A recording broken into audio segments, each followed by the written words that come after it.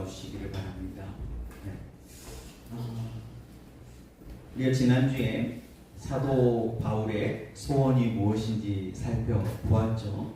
사도 바울에게는 오직 복음, 오직 복음, 그것이 감사의 제목이었고 기도의 제목이었습니다. 그랬던 이유는 빚진 마음이 있었기 때문이죠. 그래서 이 빚진 마음을 갚기 위해 어찌하든지 로마 교회에 방문하여 복음을 전하는 것이 간절한 소원이다라고 이야기를 합니다. 그 사도 바울이 오늘 우리가 읽었던 말씀 16절 말씀 한 번 더 같이 읽어볼까요? 시작! 내가 복음을 부끄러워하지 아니하노니 이 복음은 모든 믿는 자에게 구원을 주시는 하나님의 능력이 됩니다. 먼저는 유대인에게요 그리고 헬라인에게로다. 사도 바울은 나는 복음을 부끄러워하지 아니한다. 바꿔 말하면 나는 복음을, 다니엘 기도회 때는 그런 구호가 있잖아요. 하나님을 자랑하는 간증의 주인공이 됩시다. 사도 바울에게는 이 복음이 자랑거리였다는 거예요. 그러니까 쿡 찌르면 뭐가 나와요? 쿡 찌르면 복음이 나오는 사람. 그게 사도 바울의 삶을 요약할 수 있을 것 같아요. 저와 여러분은 요즘 뭐에 관심이 많으신가요? 요즘 뭘 기대하시나요? 뭘 믿고 의지하시나요? 쿡 찌르면 뭐가 나오시나요? 어떤 사람은 입만 열면은 뭐 맛있는 거 먹었다. 그 인스타나 뭐 이런 것도 보면은 맛있는 맛집으로 도배가 돼 있어요.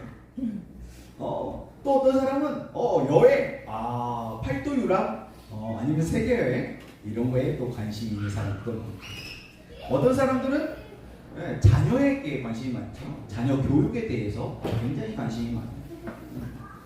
저희 아이들이 유학하고 있는 호프에도 그 막대 먹은 영애 씨가 그걸로 유명하신 그 개그우먼 있잖아요. 그 자녀가 이제 그 학교를 다니거든요. 그러면서 이제 이분이 이제 연결해가지고 이제 연예인들도 이제 자녀들 양육이 쉽지 않잖아요. 연예인이라고 뭐 다 잘할 수가 있겠어요. 오히려 살림은 더 못하죠. 그래서 이제 자녀 양육의 문제 때문에 상담도 받고 그렇다. 그러면서 이제 조금씩 소문이 나요. 그런 자녀 교육에 대한 관심이 많이 있죠. 꼭 그런 어떤 정서적인 문제뿐만 아니고 일명 스카이, 캐슬 같은 스카이를 어떻게 보내볼까? 그런 것도 관심이 많이 있는 것 같아요. 요즘 내가 가장 믿고 의지하는 것. 이 복음은 분명하게 부끄러워하지 않는 이유가 있었어요. 사도 바울에게. 왜냐하면 그 복음의 능력, 그 하나님의 능력을 경험했기 때문이죠. 맛보아 알았기 때문이에요. 단지 아는 것이 아니라 내가 경험했어요. 체험했어요. 내 것이 되었어요. 그 복음의 능력, 하나님의 능력은 모든 믿는 자에게 구원을 주실 수 있는 충분한 능력이에요. 이 땅의 것을 유한합니다. 그래서 다 가질 수가 없어요. 스카이?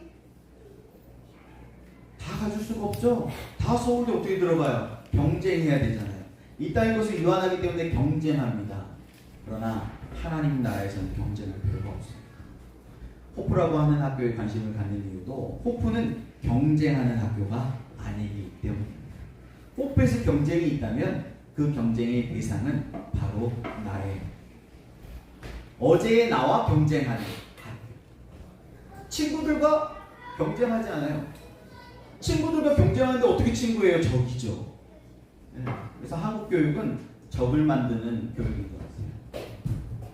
평소에는 친하지만 경쟁에서 내가 밟고 올라가야 돼. 그래야지 내가 스타일이 가죠.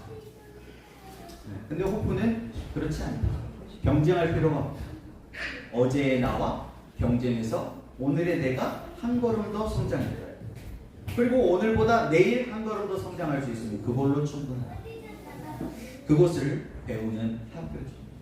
그래서 많은 친구들이요, 그런 경쟁, 그런 학업의 스트레스를 받고 막 약까지 먹었던 그런 친구들이 호프라고 하는 학교에 와가지고 마음의 안정, 성경적인 영어로 말하면 평안, 평강을 다시 되찾고 정서적으로 안정이 되니까 마음이 편안하니까 또 몸도 마음도 건강해지니까 공부도 하다 보니까 물론 공부의 정도가 뭐 엄청 잘하게 된다 뭐 그런 건 아니에요.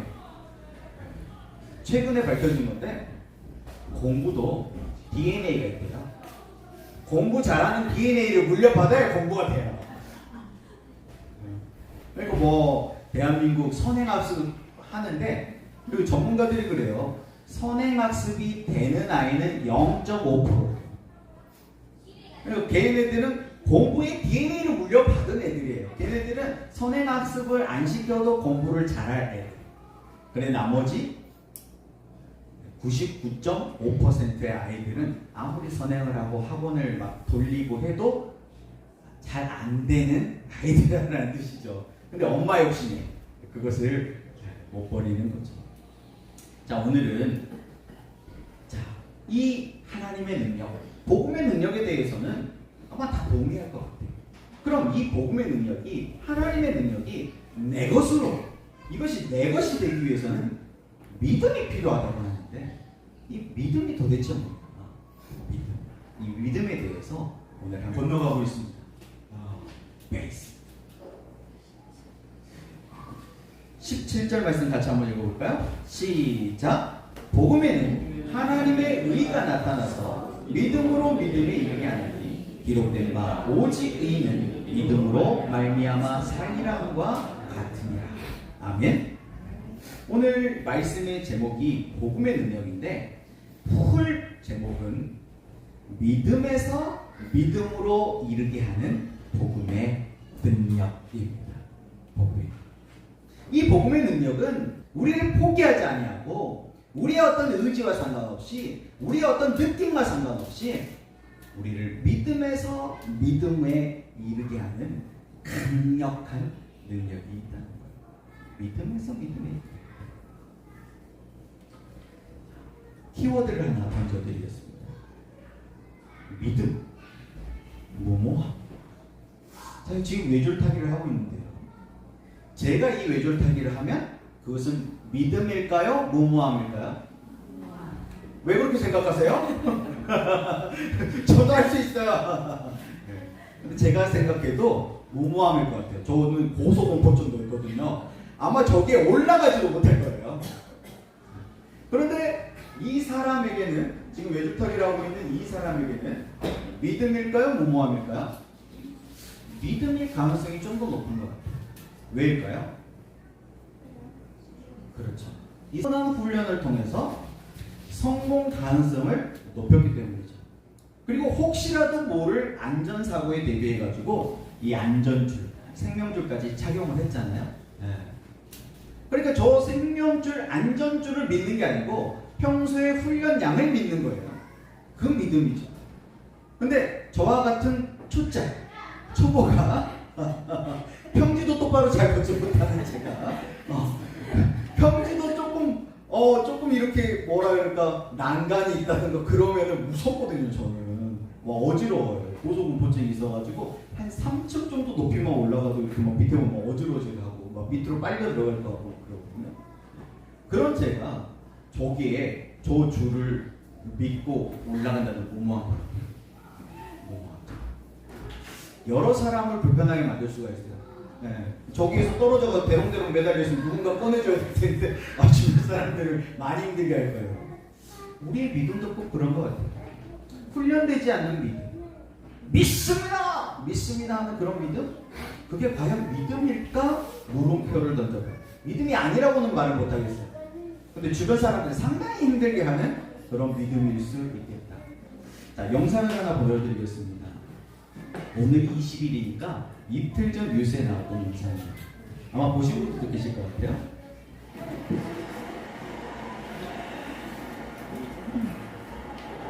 이제 여러분은 부모님이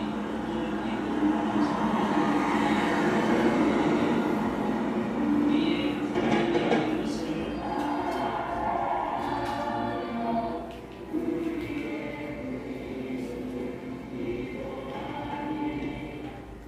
그렇게 태어난 걸 여러분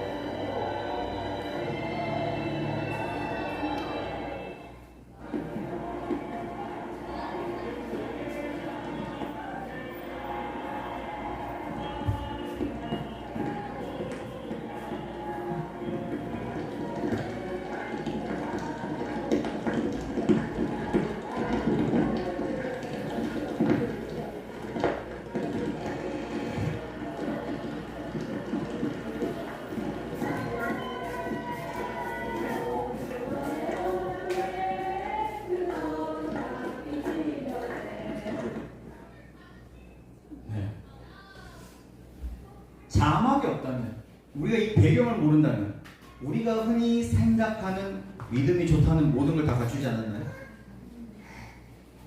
뜨겁게 찬양합니다. 그리고 온몸을 막 부르르 떨 정도로 격정적으로 기도해요. 그리고 뭔가 불의에 항거하는 듯한 막 땅을 치면서 오열을 하면서 기도까지 합니다. 그리고 세상의 공권력 앞에 당당하게 목소리를 내면서 이것을 거부하고 대항하는 그런 집회를 하고 있죠. 거기다가 비까지 오는데 비옷을 입고 우산을 쓰고 자리를 떠나지 않고 그 집회에 참석해요. 얼마나 믿음 좋습니까? 믿음이 좋은 건가요? 도대체 믿음이 좋다는 근거는 어디에 있을까요? 이거는 지금 통일교라고 하는 이단의 본거지였어요. 그런데 이제 김건희 특검에서 최초로 여기를 압수수색을 한 거예요. 그러니까 통일교 교인들에게는 이곳은 거룩한 성지와도 같거든요. 왜냐하면 하늘과 땅이 연결되는 곳이다라고 문선명이가 사기를 쳤어요. 그리고 죽어버렸어, 하나님이.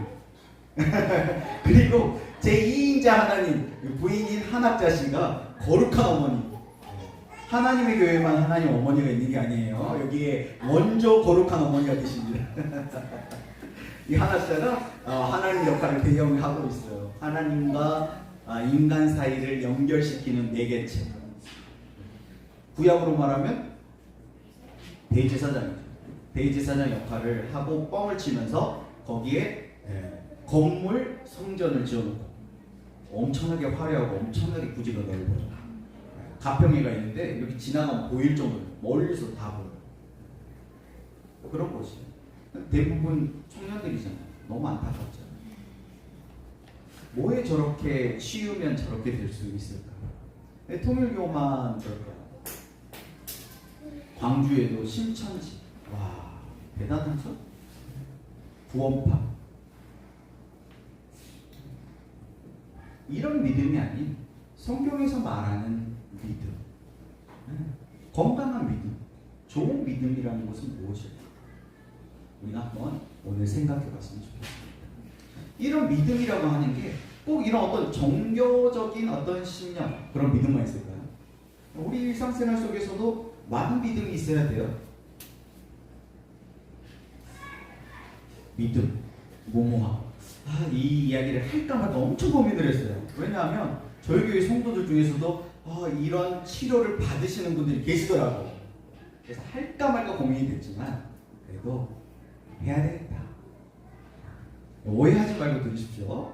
강남병이라고 한정 세트 그거 해줘야 되고 눈 드림맨 해줘야 되고 한 번에 가가지고 180까지만 컸으면 좋겠어요. 목표도 75 이상. 75, 78 그래서 출력이 혼자 너무 많아서 다 마감돼가지고 빨렸거든요. 나가주세요.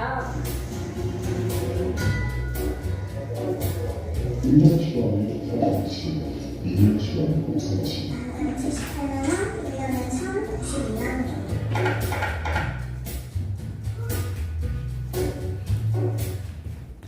키 크는 주사 열풍이 불고 있대요. 이쪽 아래쪽은 좀 덜하지만 저 위쪽은 심각한가 봐요.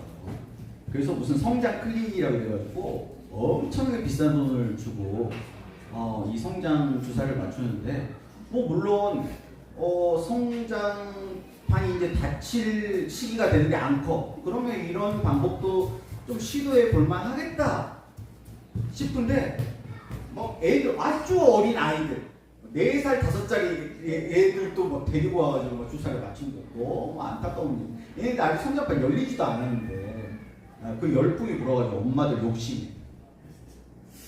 그러니까 이것의 핵심은 그거 같아요. 누구를 위한 주사인가?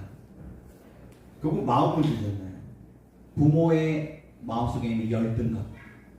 특히 대한민국은 어떤 외모에 대한 외모 지상주의 이런 게 좀 있어요. 그래서 성형 왕국 아닙니까 우리나라가? 네. 그래서 해외에서 성형하기 위해서 한국을 찾아와요. 세계의 성형 시장을 한국이 주름잡고 있습니다. 네. 거기다가 키 크는 주사. 그래도 키 크는 주사는 양반이에요. 다리 뼈 자르는 수술 아시죠? 네. 다리 뼈를 잘라가지고 강제로 늘려. 그거는 뼈의 균형이 안 맞았을 때 다리의 길이가 안 맞았을 때 하는 그런 시술이에요. 그런 수술인데 그거를 애들을 멀쩡한 다리를 잘라가지고 늘려가지고 뒤에 추정 60분에 나왔는데 다큐멘터리도 했어요. 그걸 보니까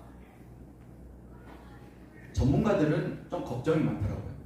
왜냐하면 이 키 크는 주사라고 하는 이 치료제가 어떤 장애를 가지고 있는 그런 아이들을 치료하는 용도로 개발됐고 이게 아직 건강한 아이들에게 사용했을 때 어떤 효과가 있는지 임상 실험이 안 돼 있어요.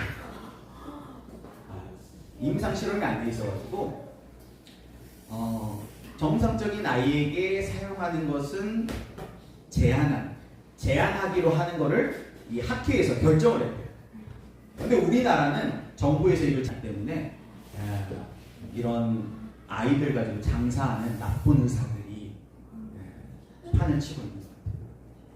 그래서 이게 열풍이 불었어요.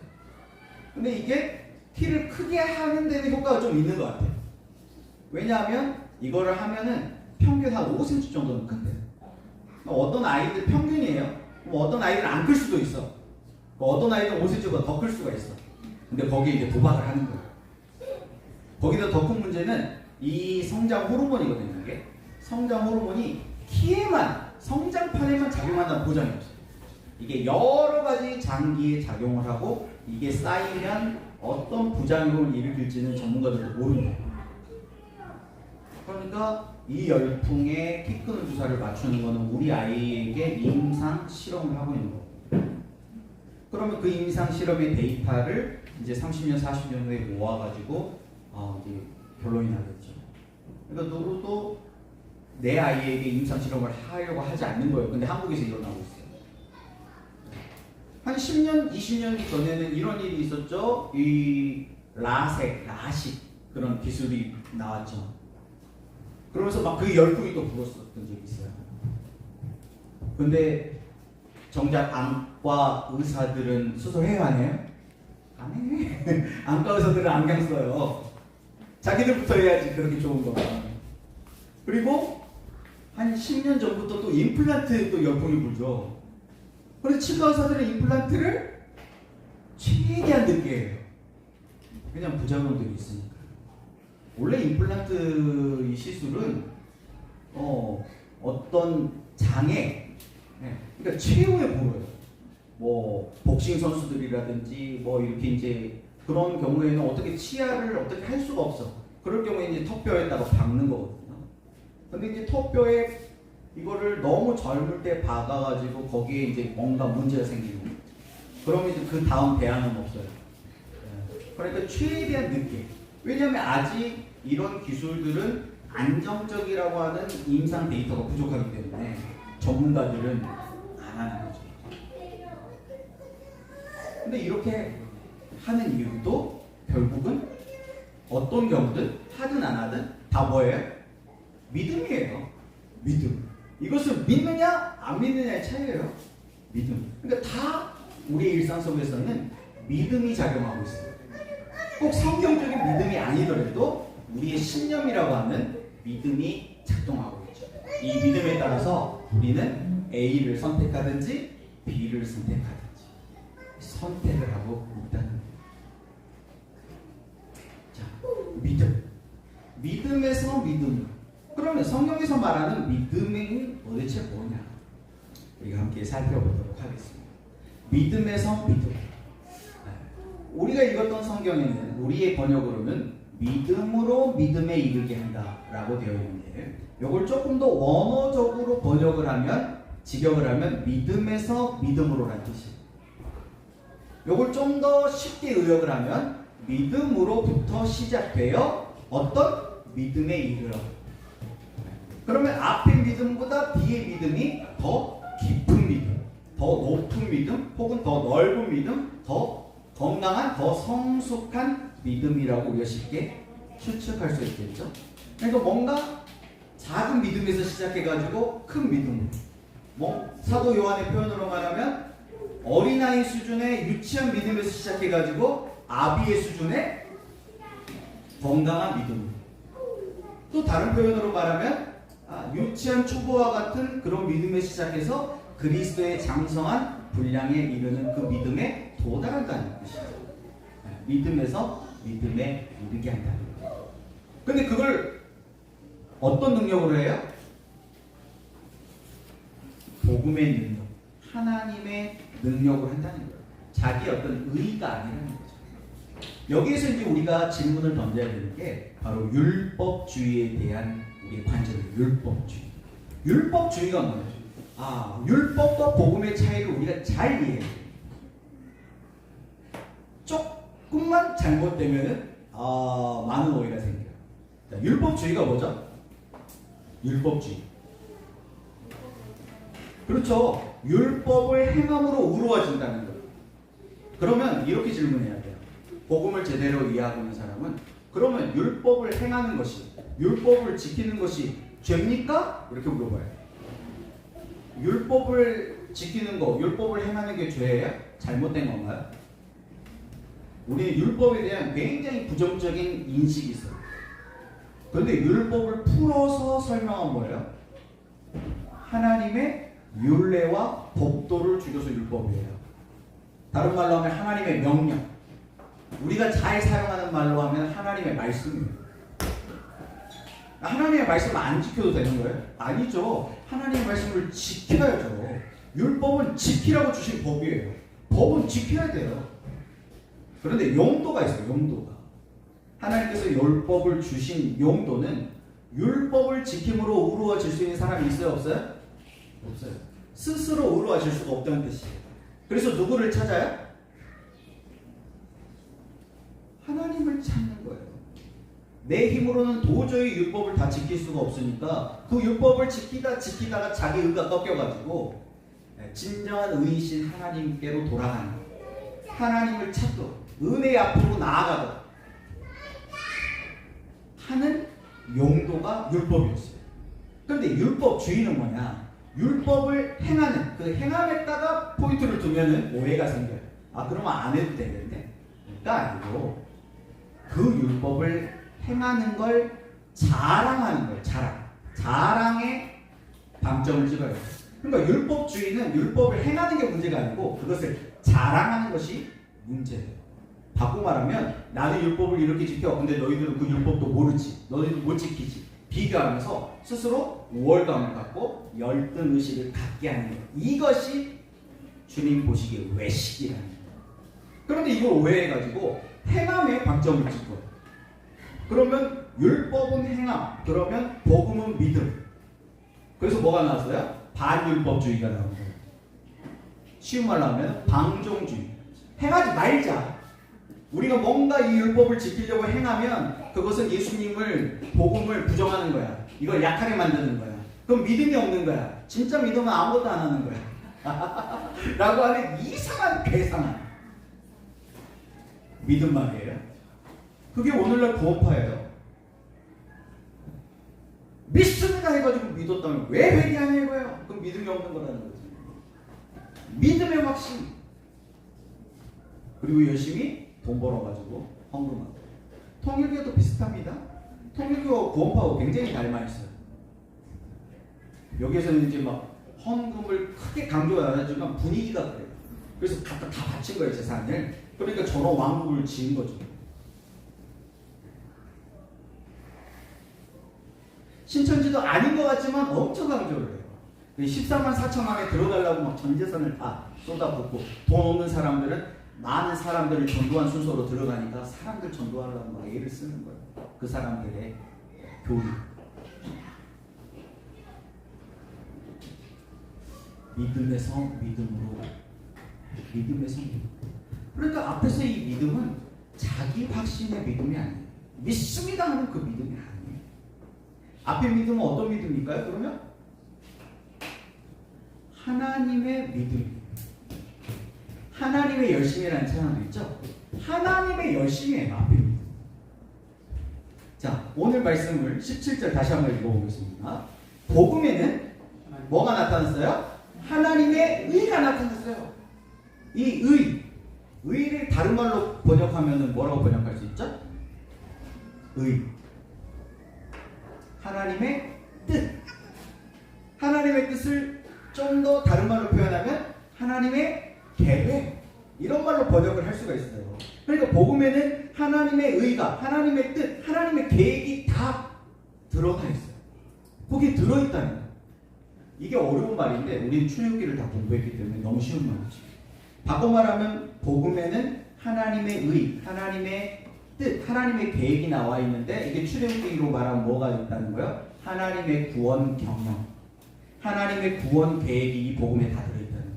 예수님의 십자가 부활 승천 안에 하나님의 구원 계획이 다 들어있어요. 그리고 이 구원 계획대로 따라오기만 하면 누구든지 믿음에서 믿음에 이르게 된다는 뜻이에요. 그러니까 처음에는 하나님이 시작하신 거예요. 애굽에서 430년을 살면서 하나님을 잊어버렸어요, 이스라엘이. 그런데 하나님이 옆구리 뚝 찔른 거예요. 하나님이 모세를 준비해가지고 모세를 보내셨어요. 그리고 이스라엘 백성들을 끄집어내셨어요, 애굽에서. 강제적으로 끄집어내셨어요, 하나님. 그리고 그 이스라엘을 훈련시키셔서 제국이 아닌, 애굽의 그 제국이 아닌 제사장 나라를 꿈꾸게 하셨어요. 지금도 마찬가지시죠? 하나님이 열심히 우리에게 믿어지게 했어요. 앞에 믿음은 믿어지는 은혜라고 바꿀 수 있죠. 하나님이 우리에게 선물로 주신 믿음이에요. 내게 있는 믿습니다 하는 그런 믿음이 아니에요. 하나님이 믿어지게 하는 그 믿음. 그런데 이 믿음은 출애굽기로 말하면 출애굽기 12장 수준의 믿음이에요. 그러니까 이미 우리가 출애굽기를 다 공부했잖아요. 그러니까 출애굽기 12장 수준의 6월절 어린 양의 피를 좌우 문설주 임방에 바르고 6월절을 지키면서 그 집에 머물러 있어야 돼. 그것만 보겠다는 거예요. 그 한 가지만 보겠다는 거예요. 다른 것도 다 있지만 이 한 가지, 그 피를 볼 때, 그 피 한 가지를 볼 때 넘어가겠다 라고 말씀하셨어요. 이걸 구원의 시작이라고 해요. 구원의 시작. 아직 어린아이 수준이기 때문에 많은 것을 요구하지 않으세요. 한 가지만 요구하세요. 근데 거기서 멈추지 않습니다. 하나님 이스라엘 백성들을 끄집어내가지고 어디로 가세요? 일부러 홍해길로 돌려있는 거예요. 그래서 홍해에서 뭘 하게 하시나요? 세례 언약을 맺게 하시죠. 세례 언약. 성부 하나님께 저것을 드리겠습니다. 성자 예수님께 무교절을 지키겠습니다. 양식 바꾸겠다는 거죠. 공급을 바꾸겠다는 거예요. 이제 바로가 주는 거 안 먹겠다는 거예요. 하나님이 예수 그리스도를 통해서 우리에게 공급하시는 말씀을 먹겠다는 거예요. 성령 하나님께 불기둥 불기둥을 따르겠습니다. 예배 말씀 기도잖아요. 우리 신앙생활의 기초입니다. 여기서부터 출발하는 거예요. 그 세 가지 결단을 하게 해요. 그리고 그 결단을 확실하게 도장 찍기 위해서 퍼포먼스를 합니다. 홍해를 건너요. 홍해를 건너더니 바로 가나안인가요? 그렇지 않습니다. 광야에서 훈련이 시작돼요. 왜? 믿음에서 믿음에 이르게 하려면, 여기를 건너가려면 훈련이 없으면 못 가요. 아직 시작도 못해. 저 같은 겁쟁이들은 올라서지도 못해요. 그래서 시편에 보면은 하나님은 절대 우리를 저렇게 인도하지 않습니다. 주의 말씀은 내 발에 등이여 내 길에 빛입니다. 하나님 다 안 보여줘요. 한 걸음 뗄 정도만 딱 보여줍니다. 그렇게 한 걸음 한 걸음 한 걸음 걷다가 뛰다가 나는 거죠. 하나님은 우리를 그렇게 이끌어 가세요. 믿음에서 믿음에 이르도록. 호프 이야기를 좀 더 하자면 그것도 믿음이거든요. 이 학교를 신뢰하는 믿음. 그 믿음이 있어야죠. 그래서 그 믿음이 있는 사람들은 뭘 합니까? 유학을 결정하고 최초로 비행기 티켓팅이라는 걸 합니다. 비행기 티켓팅을 할 때 꽤 돈이 많이 들어요. 저희 애들도 둘 왕복 티켓을 막 끊고 하니까 어이구 재정이 그 다행히 하나님께서 채워주셔서 마이너스는 안 난 것 같아요. 비행기 티켓팅을 해요. 또 어제처럼 막 비가 오는데 막 목숨 걸고 인천공항까지 올라갑니다. 시간을 들이고 재정을 들여가지고. 그래서 가요. 그것도 믿음이라고 그러죠. 떠났어요. 그런데 그 중에는요, 몇몇 친구들은 그 학교 생활을 못 버텨요. 적응을 못해요. 적응을 못하고 다시 돌아오는 경우도 생겨요. 또 어떤 경우에는요, 부모님의 욕심이 호프가 추구하는 가치와 다른 거예요. 아이들이 행복한 세상, 실력 있는 좋은 사람이 아니라 아직도 부모는 스카이야. 그러면 호흡은 좀 안 맞거든요. 공부하는 학교가 아니니까. 뭔가 강제로 뭐 실력 있는 교사가 막 가르치는 그런 주입식 방식이 교육이 아니거든요. 자기 주도 학습, 자기 하기 나름이에요. 그런 학교거든요. 그러니까 못 기다리는 거예요. 안 돼. 그래서 부모가 데리고 가기도 해요. 근데 대부분의 학생들과 부모는 그 호프에서 경험한 그 가치가 너무 좋아서 끝까지 견디는 거예요. 첫 번째, 비행기 티켓을 끊는 것도 믿음이죠. 그리고 그 학교 생활에서 얼마나 불편합니까? 저희 애들 말 들어보면 불편한 게 한두 가지가 아니에요. 환경적으로 거기는 찬물밖에 안 나와요. 근데 더 충격적인 사실은 낮은 엄청 덥잖아요. 그러니까 찬물로 샤워하고 싶어. 그런데 햇빛에 달구어진 뜨거운 물이 나와요. 밤에는 좀 쌀쌀하니까 따뜻한 물로 샤워하고 싶어. 머리도 막 떡져가지고 이게 좀 샴푸가 잘 안 되니까 찬물로. 그런데 밤에는 찬물만 나와요. 그런 학교예요. 그리고 음식도 엄마 아빠가 해주는 것보다 더 맛없죠. 잠자리도 불편해요. 그런데 다 거기서 버텨요. 그것도 믿음이잖아요. 비행기 티켓팅 해가지고 날아가는 것이 쉬워요? 거기에서 버티는 것이 쉬워요? 첫 번째가 더 쉽죠. 그런데 거기에서 그거 못 버티고 돌아오는 친구들도 있어요. 근데 끝까지 견디는 친구들도 있어요. 그럼 버티는 믿음이 커요? 끝까지 견뎌가지고 졸업하는 믿음이 더 커요? 그렇죠. 다르잖아요. 그렇죠. 성경적인 믿음도 똑같습니다. 믿음의 시작. 자원구술주의 인방에 피 바르는 것처럼 나는 예수님의 십자가, 이 복음을 믿어요 하는 그 믿음보다 부활의 믿음이 더 크고 승천의 믿음이 더 크고 우리가 아까 찬양했던 것처럼 주의 오시기를 예비하는 예수님의 재림을 준비할 수 있는 그런 신령을 갖춘 좋은 교회, 그건 더 큰 믿음이에요. 똑같은 믿음이라고 번역이 되어 있지만 다릅니다. 레벨이 달라요. 능력도 다릅니다. 쉽게 정리를 하자면 믿음에서 믿음으로 이른다라고 하는 것은 믿음으로부터 시작되어 믿음에 이른다는 뜻인데, 이걸 좀 더 풀어서 설명하면 A부터 Z까지 다 믿음이라는 뜻이에요. 그러니까 복음의 시작도 믿음. 이 믿음을 지키기 위해서 견디는 것, 인내하는 것, 버티는 것도 믿음. 그리고 끝까지 이긴 자에게는 면류관을 상급을 준다 그러잖아요. 요한계시록에. 끝까지 버티는 것, 끝까지 버티고 이기는 것, 그것도 믿음이에요. 근데 다 수준이 다른 거죠. 그러니까 믿음은 단계가 있다는 거예요. 그럼 저와 여러분은 어느 정도 수준의 이 믿음이 와 있는지 점검가 되는 거죠. 근데 건강검진도 뭔가 이렇게 절차가 있고 뭔가 양식이 있으니까 체크가 되잖아요. 근데 이게 있는 게 굉장히, 있고 없고가 굉장히 차이가 많이 나요. 이게 없으면은 그냥 자기 믿음이에요. 아까 통일교 영상 보여드렸는데 자기들은 엄청 믿음 좋다고 생각을 해요. 거룩한 땅을 지키고 거룩한 어머니를 지키고 있어요. 근데 하나님 보시기에는 너무 안타까워요. 믿음에서 믿음을. 근데 너무나 감사한 건 이것이 우리의 어떤 의지나 우리의 어떤 느낌이나 우리의 어떤 열심이 아니라 복음의 능력, 하나님의 능력으로 된다는 것이 놀랍다. 우리가 열심히 아까 통일교 그 영상처럼 열심히 찬양하고 열심히 기도한다고 되는 게 아니고 하나님은 은혜 주셔야 되는 거죠. 어제 알바니아 선교사님이 저희 교회에 방문을 하셨어요. 그래서 이런저런 이야기 하다가 사역 이야기도 나누게 됐어요. 알바니아라고 하는 곳은 그리스 위쪽에 있는 지중해성 기후를 가지고 있는 나라더라고요. 저도 잘 몰랐어요. 최근에 알았어요. 그래서 다른 선교사님이 박혜덕 선교사님이라고 그 선교사님을 만났었는데 이 알바니아 이름을 꼭 기억해 주세요 라고 말하면서 알바니아, 잊어버리지 마세요. 알바니아. 근데 알바니아를 잊어버리시면 안 돼요. 알바니아 꼭 기억해 주세요. 이렇게 얘기했거든요. 그 지금도 안 잊어버립니다. 알바니아. 근데 이 알바니아가 예전에는 그 바로 위에가 우리가 이제 좀 잘 아는 유고슬라비아 있어요. 그러니까 거기가 다 공산주의였대요. 근데 이제 공산주의가 최근에 이제 자유주의로 바뀌면서 이제 거기가 개발되기 시작해 굉장히 가난한 나라죠. 가난한 나라. 그리고 이제 언어도 알바니아어를 쓰고 언어도 좀 어려워.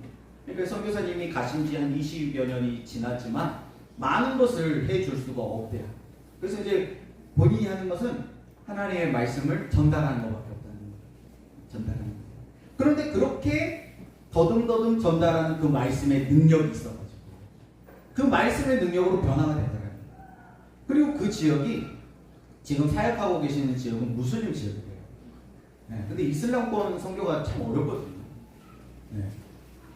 이슬람권 설교가 참 어려운데 그럼에도 불구하고 열매들이 나타나서 변화가 있는.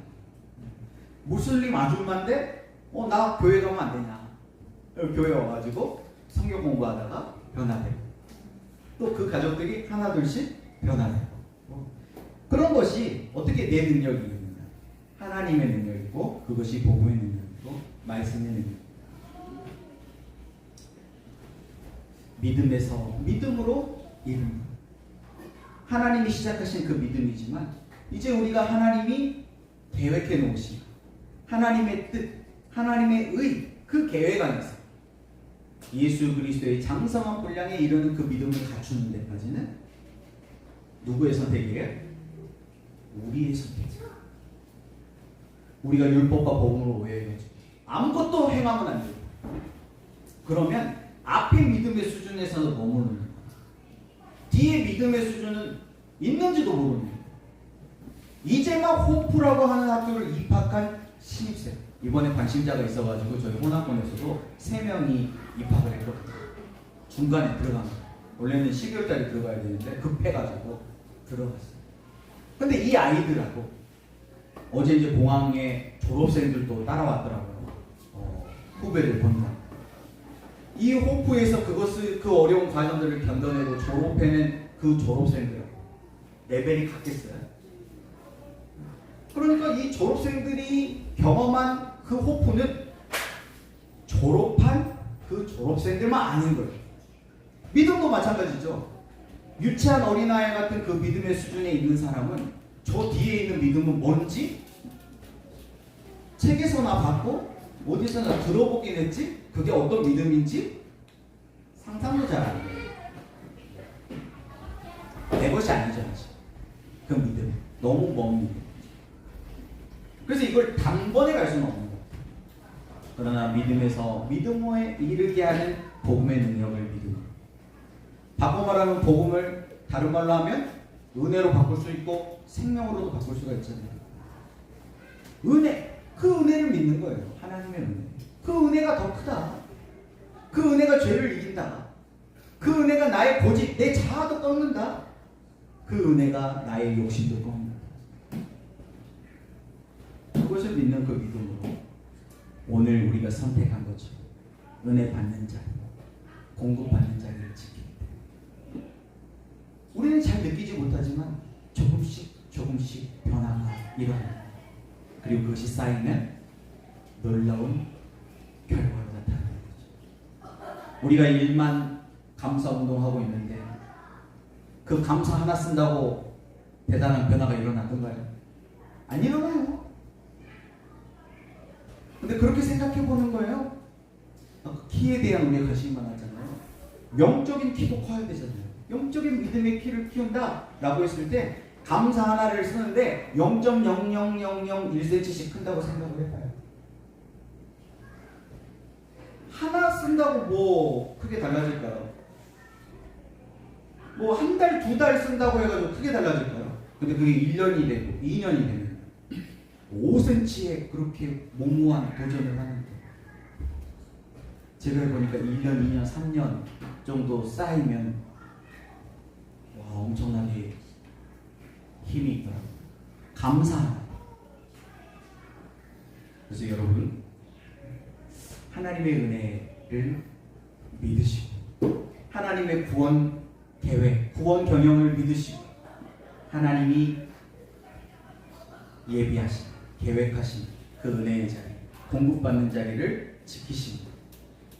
어제보다 오늘, 오늘보다 내일 더 한 걸음 1cm, 아니 1cm도 힘들다면 0.1mm 정도라도 성장, 날마다 성장. 그래서 하나님께서 우리를 주님 오실 길을 예비하는 교회로 쓰실 수 있는 그런 건강한 교회, 그런 성숙한 교회를 함께 세워갈 수 있기를 예수님의 이름으로 축복합니다. 기도하겠습니다. 하나님 감사합니다. 우리가 무엇이간데 우리를 사랑하셔서 우리를 믿음으로 구원하여 주시는지 하나님 감사를 잊지 않게 도와주시고 사도 바울처럼 복음에 빚진 마음, 이 복음을 위해 살아갈 수 있게 도와 주옵소서. 믿음으로 믿음에 이르게 한다면 그 성숙한 믿음을 경험한 사람들, 사도 바울처럼 이 복음에 목숨을 걸고 이 복음이 나의 전부라고 외치는데 하나님, 우리도 상상만 하는 것이 아니라 그 복음을 경험하게 도와주시고 그 복음을 누리게 도와주시옵소서.